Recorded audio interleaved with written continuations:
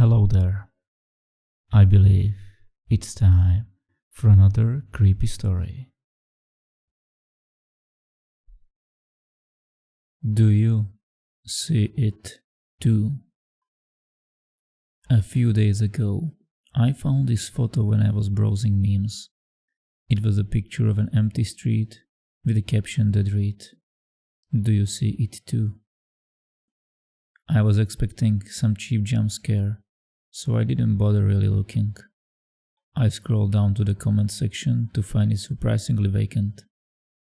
Typically, a post that had this much traffic would have had more involvement. Among the brief and sparse comments, I saw one saying, "There's nothing actually in the picture." It was from the original poster. Someone had responded to him saying, "Yes, there is. You just haven't seen it yet." It was the most upvoted comment with no responses. I thought it was a kind of a funny prank, so I sent the picture to my roommate, Dylan. He's a pretty neurotic dude, so I figured it would be hilarious to watch him meticulously scan the picture over and over in an attempt to find something out of the place. Only now am I realizing how much of a terrible mistake I made. It started off being just about as funny as I imagined. Dylan sat there, eyes glued to the screen in silence, for about 5 minutes before I said anything. "Maybe you just need glasses, dude. Do you want me to tell you what you're looking for?" I japed. "No, I just need to look a little harder." I shrugged and went to grab myself a beer from the fridge. While I was in the kitchen, I got a bit distracted when I saw the pickle jar in the fridge. I decided to make a sandwich. In total, I was probably out of the room for 15 minutes. I would completely forgotten about the picture by this point. When I went to go check on Dylan, I noticed his door was closed. I knocked. "What?" he rudely responded. "Put some pants on, I'm coming in." When I entered, it was as if he hadn't moved a muscle. His eyes were peeled to the screen. It was almost confusing as to how he would close the door in the first place. Silently, I shuffled toward him, staring at his face. His eyes were beginning to redden and look quite dry. I started to grow concerned. "Dude, it's just a joke. There is nothing in the pic—" "Yes," he sternly interrupted. "There is. You just haven't seen it yet." It made me think of that one comment that stood out of me from the original post. Maybe it wasn't smart to play off of his obsessive side. I thought to myself. I stood watching in silence. My shallow breaths were the only sound. "Can I get some privacy?" he spat out as he took his gaze away from the computer for presumably the first time since he saw the image. He leered at me with wild eyes. For a second, he looked different. Not my roommate. Not my friend. A broken shell of a man, lost to his fixation. "Yeah, alright, man," I said as I began to retreat. "Don't lose any sleep over this, okay?" No response. I left the room and closed the door behind me in silence. Dylan was never the kind of guy who one would consider private. He disliked closed doors. Despite his occasional awkwardness, he was a very social and outgoing guy. Little did I know, it was a subtle hint as to how bad things were going to get.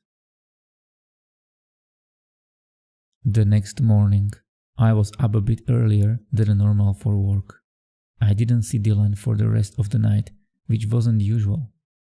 I decided I would make us both breakfast, since I had extra time before work. Dylan worked from home, so he didn't need to get up as early as I did.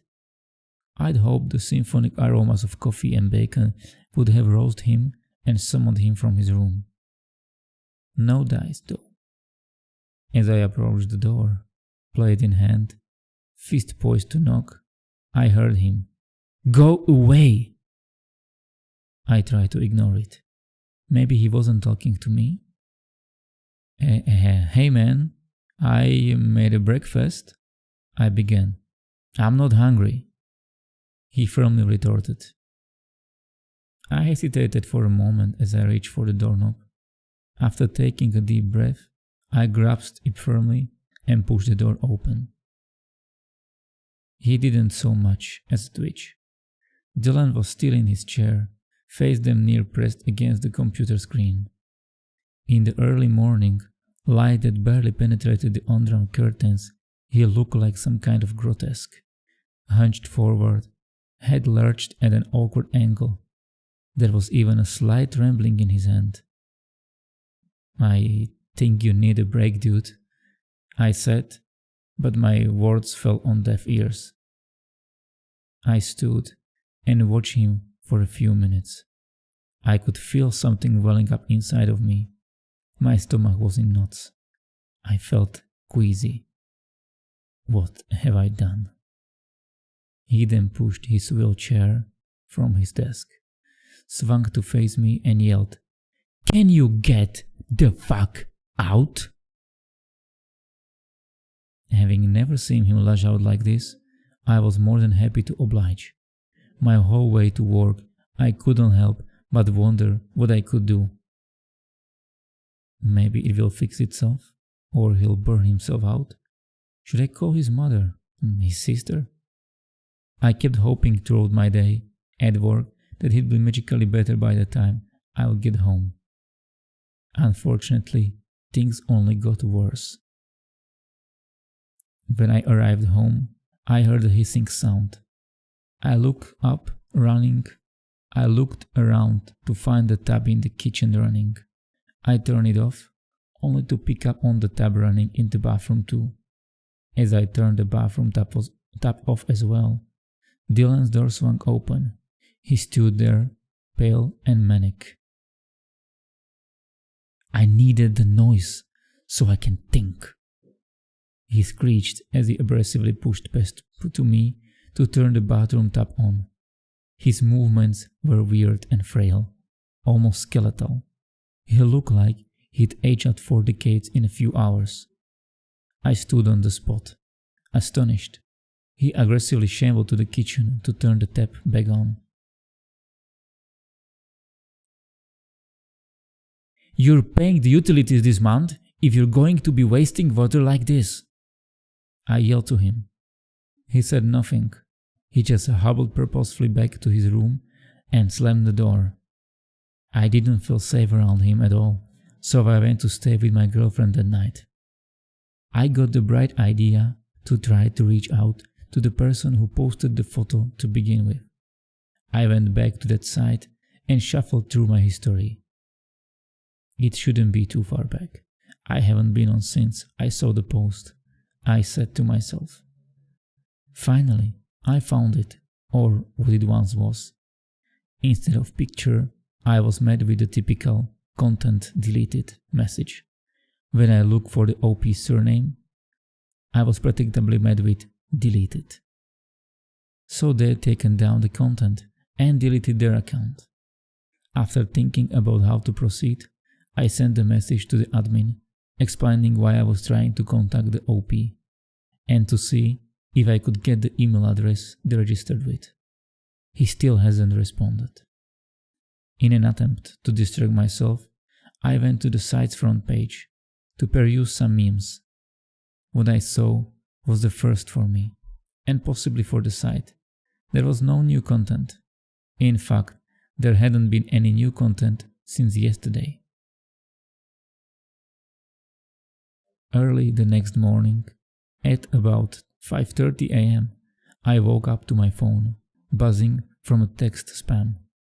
I wondered who the hell would be bothering me this early, so I sat upright, rubbed the sleep from my eyes, and checked my phone.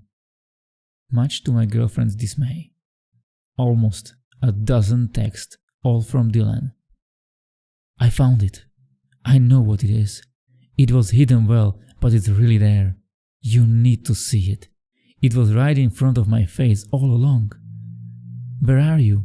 You're not in your room. Check the picture. Don't look at the picture. There is nothing there. Don't look at the picture. The one message contradicting the rest. As cue from the narrative. I saw the picture before, but maybe I didn't really look. I stumbled out of the bedroom through the darkness, closed the door behind me, and tried to call Dylan. But he didn't answer. I tried a few more times. Still, no answer. I poked my head back into the bedroom. Babe, I began. I'm gonna head out. I gotta check out on Dylan. Don't go, she mumbled. I'll come right back, don't worry. My last words were met with a grumpy sigh. I put my boots on and stepped out in the cool winter air. I arrived home to find the place dark. Not unusual. It's just after 6 and the sun won't really be up for another hour or so. The taps weren't on, which I took as a good sign. Dylan! I yelled. No answer. I made my way to his closed door, turning on the light as I went. I took a deep breath before knocking firmly on the wood. No answer. Just then, I received a text. Before checking my phone, I opened the door to Dylan's room. The room was dim, lit by the mellow glow of the computer screen. It looked as if the image was still up. Dylan was nowhere to be seen. I looked at my phone. The text was from Dylan. Yes, there is. You just haven't seen it yet. My heart sank. The previous text reassurance that Dylan might be getting back to his old self was now gone. And so was he, from the look of it.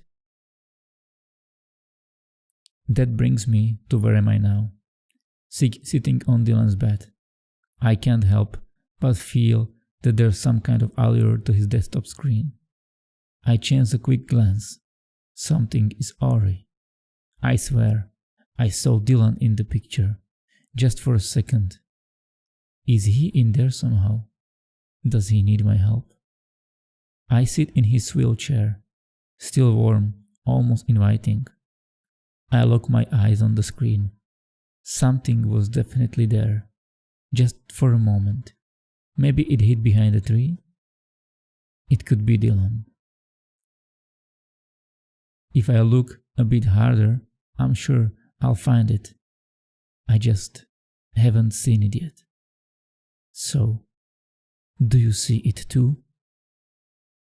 Did you enjoy this one? If yes, you can leave a like, or you can subscribe, or you can just watch more videos. Good night.